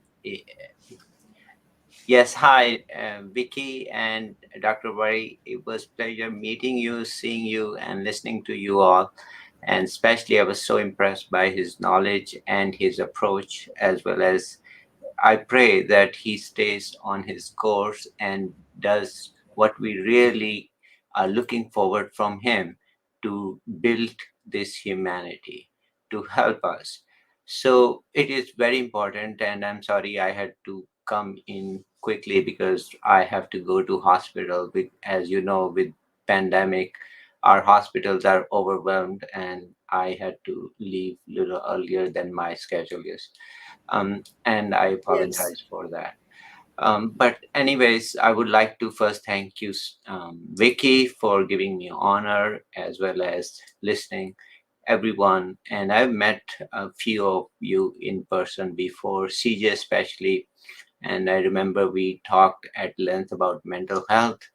And that's another thing I would like to emphasize very much here is that first of all, I really congratulate everybody to putting up a great show and also taking the courage to share their, whether it's a domestic violence or whether it's a mental health issue or it's a problem they face their life, they wanted to share and they turn that to teach others. And that is what all humanity is in nutshell, that we forget our problems and we take care of you.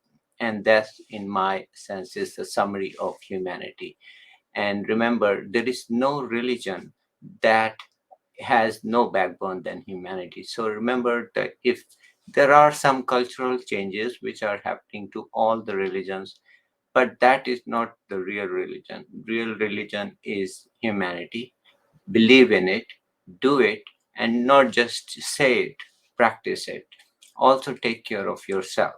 We are blessed that we have a great body and we can serve others. That's a blessing and a gratitude. Remember, we are a chosen one to serve. What if we were not alive today? What if I get up and I cannot move my arm or do anything? So we should have gratitude and we should really encourage everybody to join this great cause and help everyone. So with these final words, I really thank you everybody and let's work together. Thank you. Let's give Dr. Moby a round of applause for being the front liner in the fight against COVID-19. Let's give all these heroes of our time a big round of applause and a salute. Right, Dr. Moby has got his patients to run to. Thank you so much, and we'd like to welcome the next speaker. That is Lillian Cardwell. Lillian, I'm so glad to meet you once again after our live event in February about the prolonged pandemic. I'm so glad to see you healthy and alive, and you're always ready to give words of wisdom to the generation behind you, and that is us. And you're looking at another generation in Isaac. Tell us, Lillian, what's your view about the state of the world now, and where should we go from here, Lillian? Well, I think that the state of the world is very uneven economically, politically, culture, society, because everybody has their own value system. They all have their different beliefs. If you listen to people closely, they say, well, God told me to do this, or I'm doing God's work. But unfortunately, their work that they're doing for their God may not be in alignment with somebody else's God. Now, I believe there's only one person up there, or being, energy, however you want to view it. And I really also believe that people have the ability to manipulate what they want to hear and what they seem to think they're instructed to do. And then they go out, not realizing that, like a stone sinking in a lake, it has ripples that extends beyond the original stone being thrown into that lake. And that those ripples magnify and grow larger and larger, affecting everything in its path. And I believe that humans are the same way. One action affects the rest of humanity. And that in order for people really to live with each other, they have to understand that there are going to be consequences for any acts that they enact. So that they need to really learn to consider other people around them. And I mean the whole world. Because take a look at the state of our oceans. They have all these programs about people bringing in crabs and lobsters and fish. Tuna goes for what, 40, 50, $60,000 now? And yet, what happens when all the fish are no longer there? What about the communities who have depended on the sea for generations? Because that is their culture. That is what they've been brought up. That's been a part of their life. How do they readjust to a world in which there's no longer any fish for them to bring into the community to eat? What happens when all the animals in Africa, for example, are caged or they die because of global warming? And we're already experiencing that with the polar bears. They're going extinct because no matter how far they swim, they really can't find an iceberg or an ice pack that they can climb up on and then go eat these seals. So I really think people need to realize that whatever actions they do not only affect themselves, their family, their community, but the whole world. And that it also affects the animals that also share the world with us. And it also affects our atmosphere. I mean, if we're not careful, all the garbage that are the United States and the Russia and all the other people who have gone up to space and have cast off their parts of their rocket ships, it's all circling the Earth as an orbit. Or the 3-mile island of garbage that's out floating around on the ocean. So people have got to realize that there are consequences for whatever they do, because it just doesn't affect them. It affects all of humanity. Thank you.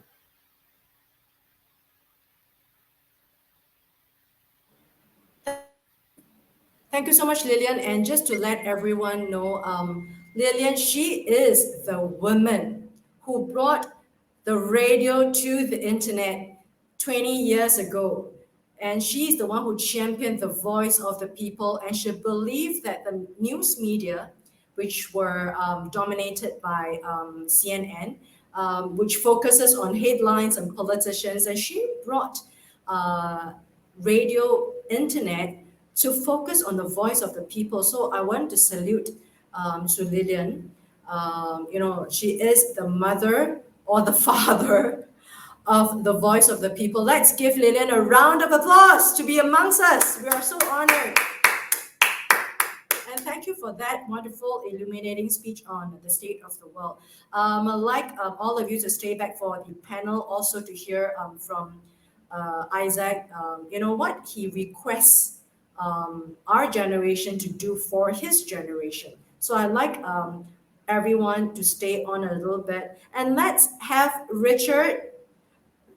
Richard Christopher Lowe, formerly from UK and now a resident in Singapore. I especially would like to invite him because he's like the epitome of the global citizen. And I have got a show with him about wealth management, and he talks about him backpacking the world 20 years ago, and now he's got children living in Singapore, adopting a third culture with his Japanese wife, living in the heart of Asia in Singapore. And I think he's got a lot of revelations to share with us, Richard. I'm so glad to have you, Richard. Take it away, Richard.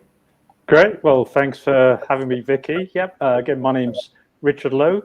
Originally from Oxford, England, but I've lived in Singapore now for 26 years. What we refer to as the little red dot at the end of mainland Malaysia, not part of China. I have a Chinese name, Lo, but with a Western face, as you can see. But when Vicky invited me and asked what this was going to be about, well, what does humanity mean to me as what I would like to think as a global citizen? I feel that I was very blessed as a child. I was born into a middle-class family in Oxford. I was surrounded by Oxford academia as a child. My father was a professor of biochemistry at Oxford.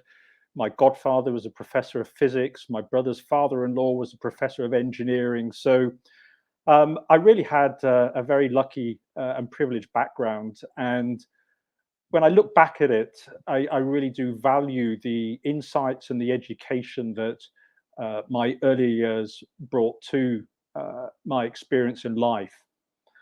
But at a young age, I always loved to travel. And by the age of 20, I'd backpacked around Europe twice. At the age of 23, I set out to backpack around the world and spent a year visiting many, many countries and experiencing many different cultures. And I really felt this was like the university of life. And in many respects, I felt it taught me more about life than my formal education and the degree that I did and the family background that I actually came from.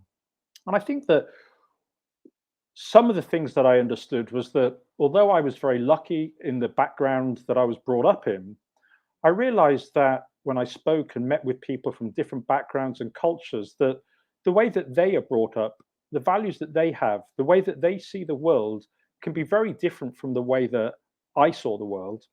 And if I could embrace and understand the way that others saw the world, then ultimately I can have a greater sort of global perspective of really how the world works, as opposed to just through one pair of lenses and the background that I was brought up in. And it really taught me that the world is becoming more and more connected, and we do live in an interdependent world. As a species, we are very social animals, and from back to our sort of caveman days, we have lived in communities. And why have we done this? Because the phrase "together everyone achieves more," I think rings very true, that in teams we can achieve more. And we see this in society today, where we build business teams to basically achieve business goals, sports teams, charities, many aspects of life bring people together, because we realize that in teams we can typically achieve a lot more than trying to do everything on our own. Now, I'm a strong believer that God created man as equal, irrespective of nationality, ethnic group, race, language, skin color, or sex. One of the things that drew me to Singapore, and I used to live in Hong Kong prior to Singapore, is the fact it is a multicultural society. it really is a melting pot of many different cultures. And that really makes for a much more rich and diverse world. It's often a little bit like a mini United Nations. Many a time I've been to a wedding or a banquet, and there may be 12 people sitting around a table with 12 different nationalities, which makes for great entertaining conversation, much more so than having everybody around me who thinks the same and looks the same. Now, although there are many things that divide us in terms of our cultures, backgrounds, religions, I think that humanity and humans have many fundamental things that unite us. Things like the fundamentals of wanting to be happy and healthy. But perhaps more significantly is, why have we been born? The big questions of life. Why are we here? What significance can I play in this world? Am I just born? I come into this world with nothing. I do a series of events, and then at some stage I die, and that's it, game over. So, what is the pursuit of significance, and what is the purpose of our life? Once we've lived a life, many people want to leave a legacy, whether that be a statue, a building that's named after us. But ultimately, all these things do wither away over time. But if we can leave a legacy, can we leave a legacy whereby we leave a better world than the world that we entered? One of the books that had one of the biggest influences in my 20s and 30s was the very famous book of 7 Habits of Highly Effective People by Stephen Covey. And he has many insights to great universal truths. He's a great believer in creating a mission statement so that we can have a perspective on what really is important. And he has a wonderful, short and sweet mission statement, which is to live, to love, and to leave a legacy. And I think that's a really great mission statement. I have my own mission statement. Maybe it's not quite as profound, but it is to live life to the full and in tune with the values I hold dearest in my heart. And I feel that if I can live to be in tune with those values, that on my deathbed I can look back on my life and feel that I led a successful life. But going back to what is the purpose of life and what is the meaning of life? It's a major question that hopefully most people contemplate at some stage in their lives. And I think there's probably no better book than the very famous The Purpose-Driven Life by Rick Warren, who again touches on great fundamental universal truths in the book. And I would highly recommend it, irrespective of what background, faith, or beliefs that you have. And I was just flicking through some of the pages earlier today before preparing for tonight's session, and a couple of points that really sprung out to me is that he mentions that life on Earth is a temporary assignment, and that the decisions we make while we're on this earth will have an eternal impact. And if we just pause for a moment and reflect on those 2 points, it really will have major impacts on shaping and influencing the little time that we've been given whilst on this earth.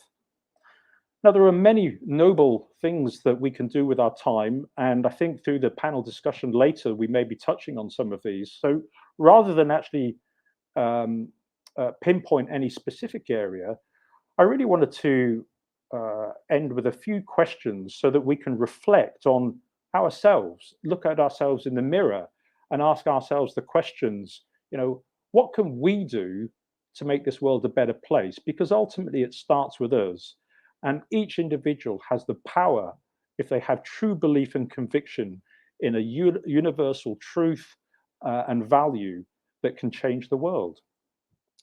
A couple of questions, whether we want to reflect on this or discuss in the panel discussion later. But are you going to be a force for good or evil? Very basic question. Are you here to serve your own needs or to serve others' needs? And what have you done that has eternal value, that goes beyond just ourselves and transcends time.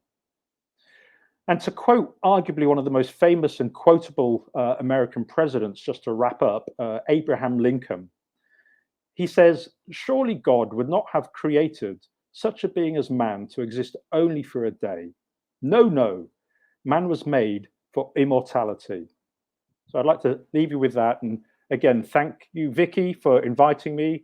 And I'm delighted to share more thoughts and ideas during the panel discussion. Thank you. Thank you so much, Richard. And that was almost a sermon, right?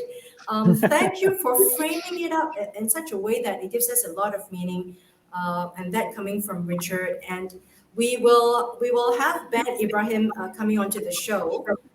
Ben Ibrahim, you are next, and we have Ben. A little bit about Ben's background. Ben is actually a regional. Are you here, Ben? Yeah, he's a regional. I am.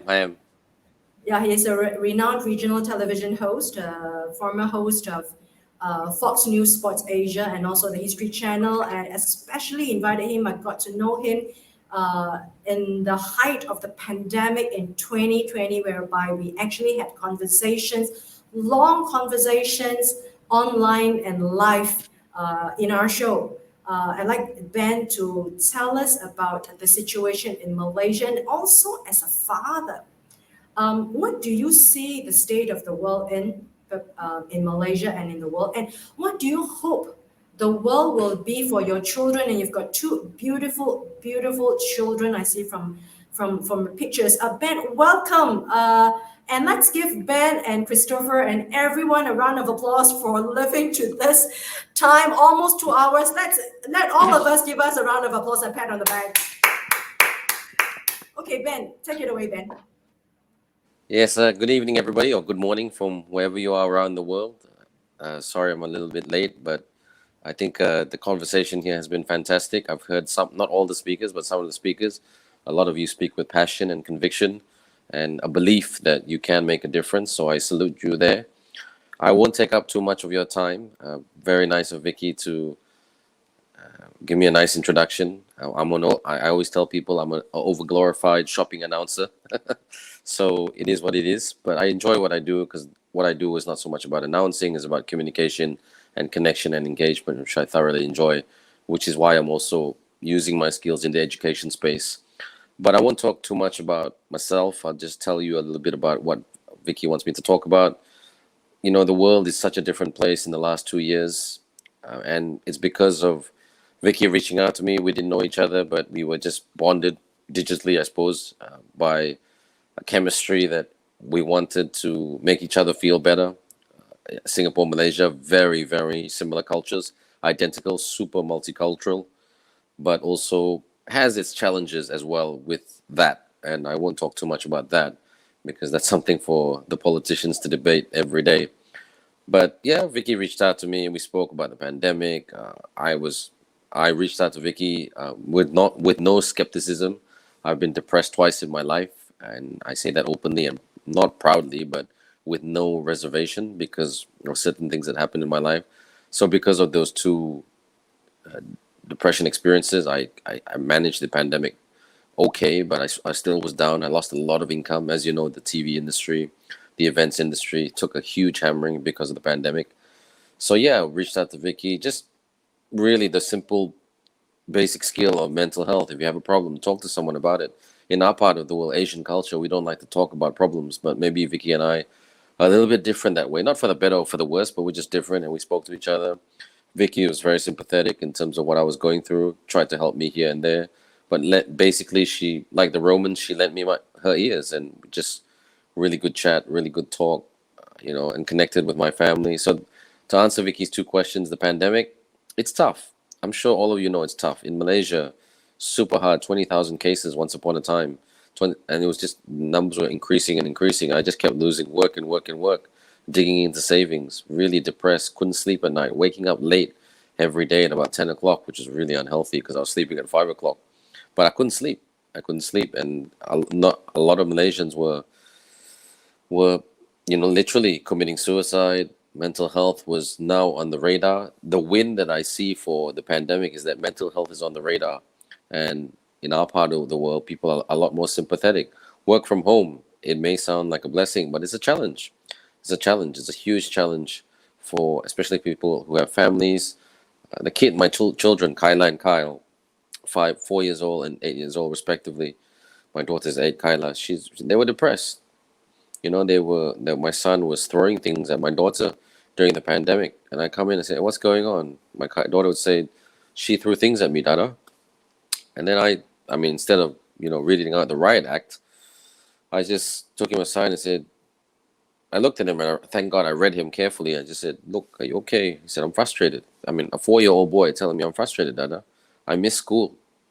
I miss reading. I miss mathematics. I miss winning things. I miss losing things. I mean, losing in terms of competition. So yeah, it was really tough.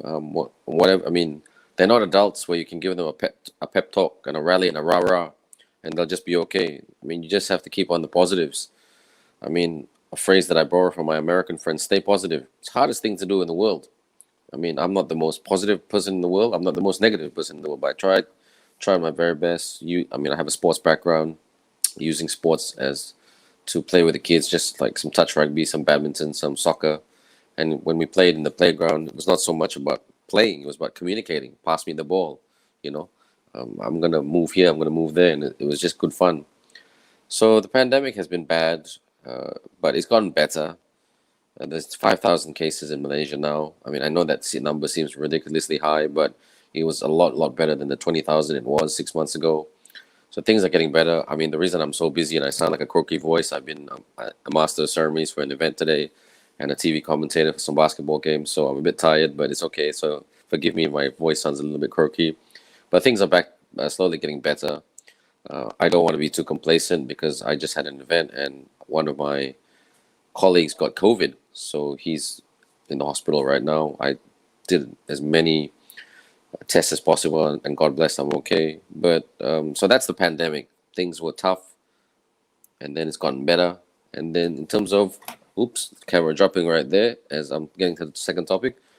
But yeah, my children, they're everything to me. My wife, thank God she's not working.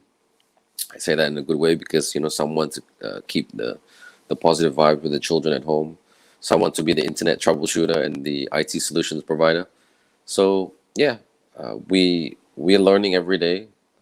Things that get hopefully the kids go back to school next year, and the world that just to wrap it up, the world that I want the children to live in is an open world, a world that, hey, we don't mind. Hold on, I'm just gonna switch power here because I think I'm gonna take out the mic. Sorry. I just want them to live in a world where it's okay to admit that you have a problem. It's okay to admit that you don't get things right. I'll just share with you a story of my niece before I wrap it up. Her name is Zara. She was being barky she's our neighbor. She was being barky at my 2 children, and I just pulled her aside and said, "Hey, are you okay?" You know? She goes, "No, I'm not, Ayah Ben." Ayah Ben means Uncle Ben in Malay. "I'm not." I said, I don't know what I'm angry at." I said, "It's okay. It's completely okay if you don't know. We're always here for you as a family." And those kind of sound bites and sentences is what I encourage my family and I to keep mimicking all day long, because now we wear our mask, we have to do tests and everything like that. So yes, we live in a world of tests, medical tests, but we also hopefully live in a world of it's okay to admit that you have a problem, but don't just admit it. Find out how you can resolve that problem, and it starts with open communication, just like I did with my 2 depressions many years ago. So I'll leave it as that. So much, Ben. Such an authentic speech. That's how I got to know you. You bring the truth to the table. As a father, we talked about food on the table in a February special where Ben was my co-host for 1 month. Every day there was a co-host to talk about the situation of the pandemic in the heights of the pandemic. Thank you, Ben. And Ben, I'm glad that you made it because you have a real show that you are hosting there in Malaysia, and you hear about different parts of the world is handling the economy opening up differently. And we'd like to go into a panel session. We can talk a bit about the world where you are right now. And I can see that America is opening up very gradually and successfully right now, people without the mask in the streets. Parts of Europe is recovering, but parts of Europe, like in Germany, is going down again. Singapore is opening up. I think there are a lot of struggles, and I think it goes back to the objective of today's conversation. The world, if we emerge out of this, and if we've got put heads together like ourselves, fathers, doctors, business leaders, some of you, and professors, and also Isaac, who represents the voice of his generation. How should we emerge out of this? And also, Richard spoke it so beautifully and eloquently, and also Elizabeth, and also Ben, who talks about real issues that we face every day. And these are the issues that we can't reach out to neighbors, because neighbors they need help also, right? And the governments are right now, like example in Singapore, they have been digging into the reserves for 2 years, and it will come a point in time where they say no more help can be given because the debt ceiling is too high, right? You are on your own. So I think the conversation becomes real on a macro perspective. What can we do as a community? And some of you are community leaders in your groups. And I'm not a community leader. I'm a community leader in my home. Me and my husband only. So I'm the leader here. Outside, he's the leader. So, I think we are talking real here right now.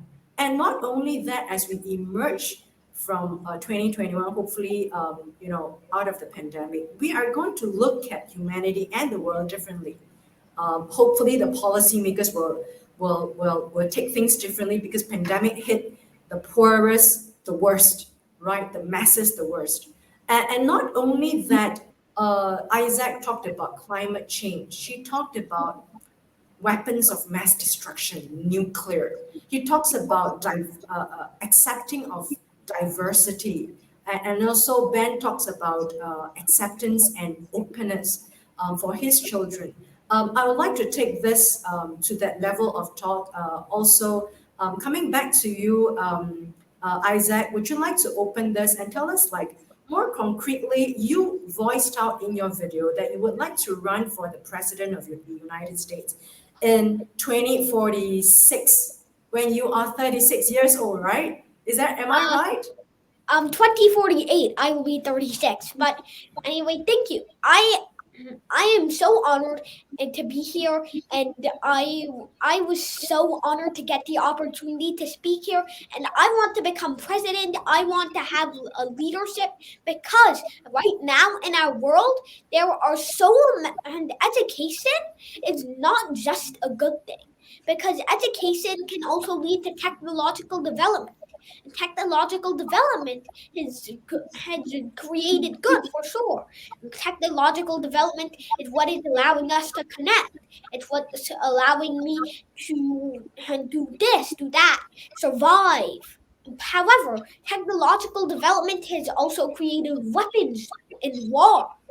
And so we need to teach our children in schools empathy, because if not, that makes them vulnerable to the idea that others are worse than them for some Yes. selfish reason that even I honestly have no idea about. Racism stems from lack of empathy for others and the belief that you are better. And it's just some sort of weird justification for that, I feel. Yes. Racism is just a justification for being selfish. Being selfish is thinking that you are better than others. You have more priority than others, and that is why racism exists. Wow. Racism is only there to justify that. Racism is racism in religion, sexism in gender. That is used to justify men being better than women, whites being better than blacks, Asians being better than Hispanics, this, that. However, we are all equally human inside, and we cannot be selfish in times where being even one bit selfish or arguing could lead to destruction of mankind. We are not just endangering us. We are the only people endangering us, and we need to save us. And I think that the people who are contributing to climate change and global warming the least, people who are poor, who don't have food on their plates, people who are like that. People who have the least to contribute to global warming have the most to be affected by it. I was so touched by the words of, I believe, Lillian, when she said that if many communities lost fish while they were dependent on the ocean, then what are they going to do? We are taking resources for ourselves, our own gain, and sometimes for no reason whatsoever other than war trophies or anything like that, not being considerate for others. And sometimes we even push down others who are less fortunate than us. We disregard them. Instead of trying to help them, we laugh at them, we tease them. We don't give them any sort of, we don't, and there is no justification besides racism for such evil acts. We are not Muslim or Hispanic. We might be Muslim or Hispanic or any race, but we should not regard ourselves as different just because of that. In fact, we should not put a negative mindset to all our differences, but we should put a positive mindset to them. Differences are what a lot of people fear. Lots of people don't really like differences, and they use differences in justification or scapegoat for their own selfishness, for stepping upon others, for saying that they are better than others, and that cannot be justified. And so, racism, sexism, and what is causing the main seed of this conflict. And it causes so many economic problems and distracts us from what is really happening in this world. Climate change, the ozone layer starting to decay, and the global extinction due to climate change, and the COVID-19 pandemic. Since we are focusing on this and that geopolitical stuff because we believe that we are better than others, we are never going to get anywhere with all our crises. And we are the only people who can save us. We can't turn to the animals or nature to save us because they don't have technology. And honestly, if they did, they would probably kill us because of how badly we have mistreated them, how badly we have treated the animals, how much concern we have had for them. Well, little concern. We have tore down their forests, their homes, for really no for wood and stuff like that, when we could turn to other materials such as concrete or eco-friendly materials. We are polluting the sea with garbage, as Lillian mentioned. There is this huge pile of garbage assembling in the Pacific Ocean.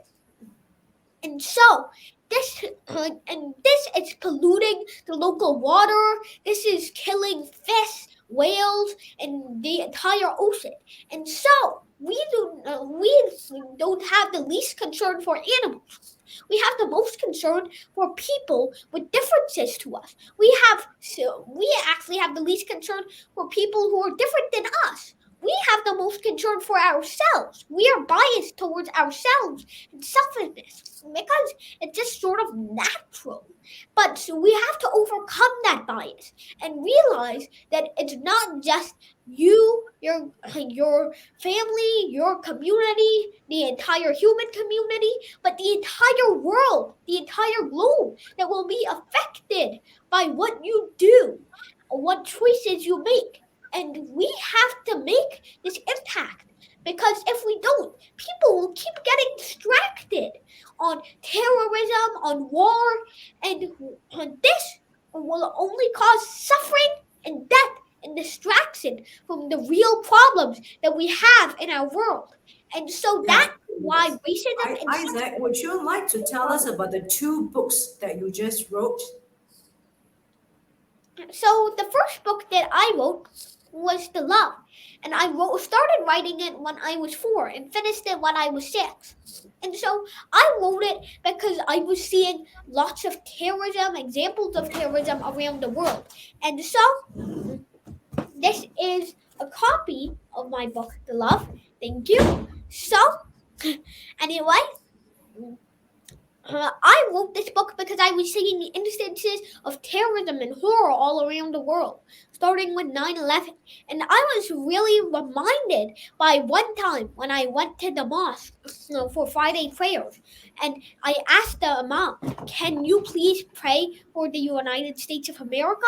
And the Imam said, "No, I will not." And then that just reminded me, and it came back to me that there were so many people hating on each other for no reason other than religion or race. And so, especially religion is a huge problem nowadays. And Isaac, would you talk about the latest book you just published? Would you raise it up? Yes. So I wrote my niece as a sort of response to my book, The Love, because The Love was a book about how terrorism and religious terrorism, especially in the Muslim sector, was rising. And so I wrote my niece as a way to sort of respond to new things such as the crisis in Afghanistan or all around Could the you world. raise up your book to show us? Because there's a lot of viewers. Yeah, that's Manish. Yeah, tell us a little bit about the book quickly, and then we'll come back to you again. Tell us about your book, Manish. What does it mean? I wrote it as a response to the terrorism that is going all around the world, and that's a response to my first book. Because I felt that my first book just wasn't polished enough. It wasn't that good. And I honestly felt that I sidetracked here and there. And so I wanted to relate what I saw in India and all over the world to the ideas that I thought that we need empathy and love in our education system because others are killing each other all around the world. There was terrorism, war, and discrimination happening all over the world. And so that is why I wrote my niece in order to combat this. I wrote my niece in order to combat this and suggest that education needs both empathy and imagination. So we need empathy because we need a world without terrorism. That is why I wrote my niece. Thank you so much, Isaac. Ladies and gentlemen, that's the voice of a generation. Let's give him a round of applause. Unbelievable. I'd like someone to respond to what he said and also give your points of view about some of the things that you did talk about in your earlier speech. Thank you, Isaac. A lot of issues that brought up, and you can see that he's such a passionate person. He's a child prodigy. I saw his videos that Professor, I can't remember his name, but he was tested and coached by the MIT professor himself, the scientist. And he was, what's his name? Dr. Daniel Kabat. Yeah. And I think he astounded a lot of scientists by being able to answer PhD questions at the age of 4. And he was solving solutions with formula. And these are not regurgitation. You can't teach a 4-year-old at that time. He's 9 now. About all these formula. I mean, not in my lifetime. I'm just telling you, not in my lifetime. So thank you, Isaac, for giving that wonderful speech. A lot of reflection from there, a lot of truth. I think you've got lots of viewers now coming in. They're supporting you. You're live now. Isaac raised a lot of issues. Anyone would like to respond to Isaac or even continue where his speech were? Anyone? Elizabeth? Yes. Colette? I would like to.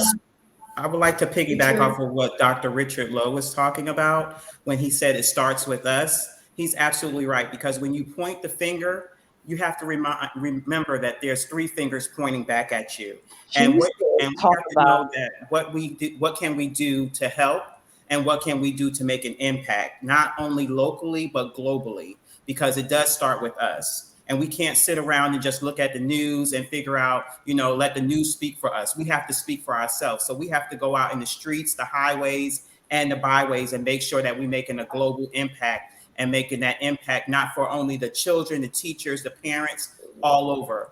With my book, Just Like My Dad, which I have here as well, that's what I'm trying to do, as far as get it out into the school systems here in Brevard County, where I live, on the national level, and even globally. That's why I'm trying to get it out as well. Also in Spanish version, have a workbook. So this can be a teaching tool for the teachers, the parents, the adults. And we have to make sure that we start a conversation, and the conversation starts at home. Thank you, Elizabeth. Let's have anyone who just jumps right in. I was going to say, I agree with Elizabeth when she was saying that, it starts with us. But going back to our future president, I just want to let you know that you are a remarkable young man. And although I'll be 70 years old at the time that you are planning to be president, I would love to be your vice president. But seriously, you touched on so many aspects of the needs and the subjects, conversations that we need to be having. And while many are watching and they're saying, wow, he's 7 years old, I'm impressed by the fact that this is where your mindset is for your age. There are a lot of adults who do not want to hold these difficult conversations because we are bound by tradition, we're bound by ethnicity, we're bound by social class, we're bound by our locations. And so we feel as though what's happening in our backyard is more important than what's happening across the globe. And I'm glad that you brought it all into perspective, because you made us think about those difficult conversations that we really need to have. And I'm a firm believer that we need to have the conversations while we can have the conversation. You're absolutely right. We're taking advantage of everything around us, and we're not noticing how it's going to affect us in the future. And while I joke and say that I'll be 70 at the time that you're aspiring to be the president of the United States, even now in this position, I need to do more to bring awareness to all of the subjects that you mentioned. I am a firm believer of women and women's empowerment. And as I spoke earlier, I'm firmly on the framework of diversity, equity, and inclusion. But you made an excellent argument in that all of these things are domino pieces. And if we do not align ourselves with one aspect of change, it eventually falls into the other aspects of change, and to the point where we're talking about global crisis such as climate change and all of those things, but we are not starting with the immediate conversation of treating everyone as equals and providing access to capital and providing access to information and ensuring that we're doing our part as individuals and not binding ourselves by our social class, our ethnicity, or our location. So kudos to you for having that brilliant mindset, right, thinking on the level that you're thinking. Thank you so much, Tia. And let's have let's have everyone to speak for the next 20 seconds or so to respond in this panel. Let's have Professor Ko from National University of Singapore. Thank you, Vicky, and thank you, everyone here. I like to echo the part where we need to act, because you said it so correctly. I think Richard mentioned about perception. This perceived idea that I'm different and I have to show the world that I'm better than the other one, the other sex, the other country, So what I can do, and I think of it straight away, is how to penetrate into the education system. Let the people see the consequences of their action. Their action, all right, will be like a boomerang that comes back to us. If only they can perceive, starting with the climate change, how the animals in the world, the fishes in the sea, I think when they can perceive this in the right light with enough knowledge, all right, and getting the right influence, I think that would be an excellent start. I really enjoyed how Professor Isaac just break it down, and for just so that everybody else get a chance to share. This is all I have to say. Thank you. Yes. Would you like to take on the next comment? Anyone? Is that yeah, Christopher or Colette?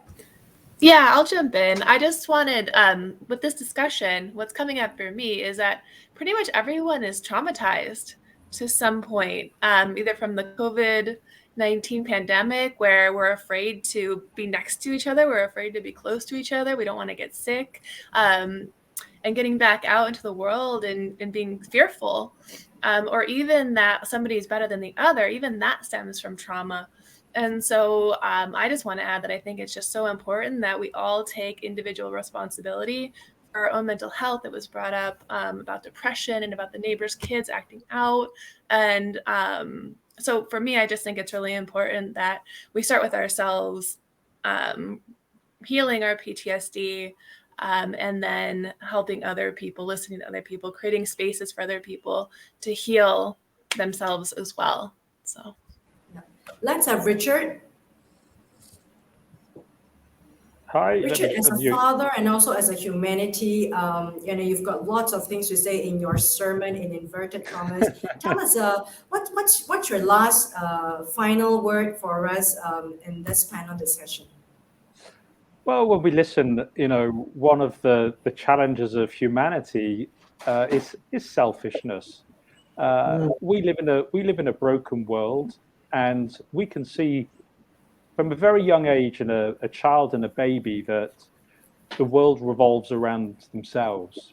And unfortunately, humans are innately built in with this sort of selfish ambition.